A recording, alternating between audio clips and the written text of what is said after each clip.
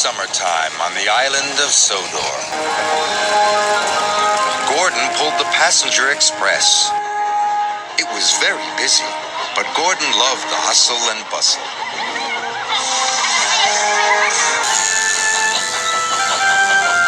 Henry hauled freight cars in the forest.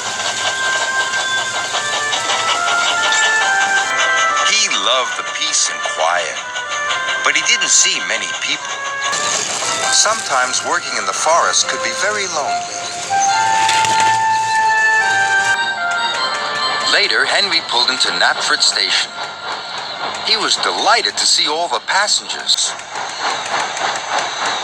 But Gordon was not delighted to see Henry. "Keep your smelly freight away from my passengers," grumbled Gordon. "But it's only logs," chuffed Henry. "Passengers and freight do not mix," huffed Gordon, and he wheezed away. Henry watched the express leave the station. "I'd like to pull passengers," sighed Henry, "just for a change."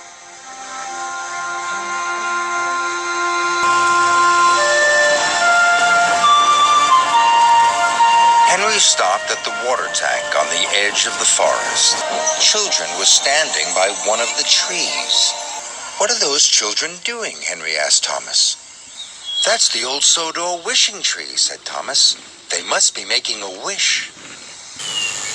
"A wishing tree?" gasped Henry. "How wonderful!" "Do you think you could make my wish come true?" asked Henry.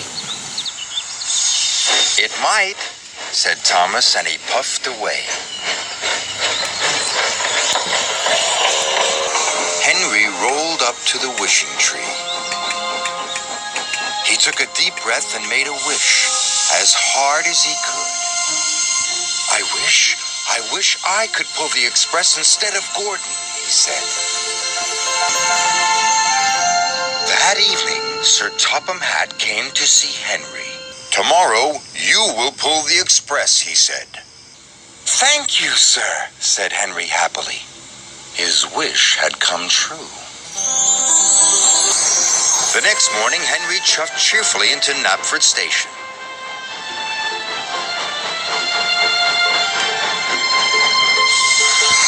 When his passengers were on board, Henry blew his whistle and pulled out of the station. But Henry puffed too quickly. "Go gently," called his driver. "You can bump freight, but you can't bump passengers." "Sorry," puffed Henry. Henry puffed proudly through the countryside. "Pulling passengers is a grand job," he said. Gordon was in the repair yard. He was being fitted with a new boiler. But Gordon felt lonely. He was missing his passengers. The passengers were missing Gordon, too. They were having the bounciest, bumpiest ride they had ever had. When Henry got back to the sheds, Sir Topham Hatt was waiting for him. "There have been complaints," he said sternly. "Passengers are not like logs. You must be gentle."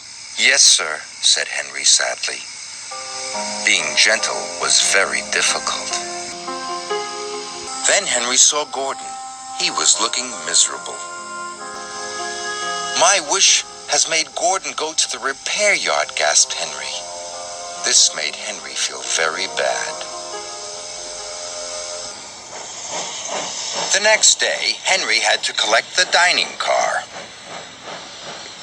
He tried his best to be gentle.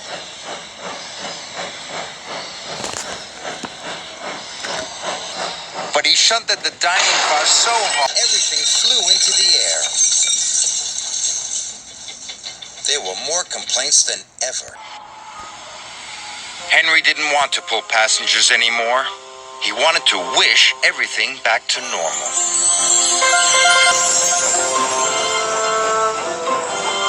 But when he arrived at the forest, Henry couldn't remember which tree was the wishing tree. Oh no, cried Henry. Which one could it be? Henry didn't know. So he decided to wish on all the trees. I wish I could pull freight again, he puffed. Then he moved to the next tree, and he wished again. I wish I could pull freight again. Sir Topham Hatt arrived on board Thomas. What are you doing, Henry? asked Sir Topham Hatt. You are causing confusion and delay. Henry told him all about the wishing tree. Wishing trees don't run railways, said Sir Topham Hatt. That's my job. Gordon just needed some repairs. He'll be back tomorrow. Henry was delighted. The next day, Gordon came back to work. He looked as good as new. The passengers were so pleased to see him. They cheered and cheered and cheered. Gordon beamed happily for the rest of the day. Henry was happy to be back in the peace and quiet of the forest. At the end of the day, he stopped near the wishing tree. And even though Sir Topham Hatt had told him trees don't run railways, Henry wished he would never have to pull passengers ever again, just in case.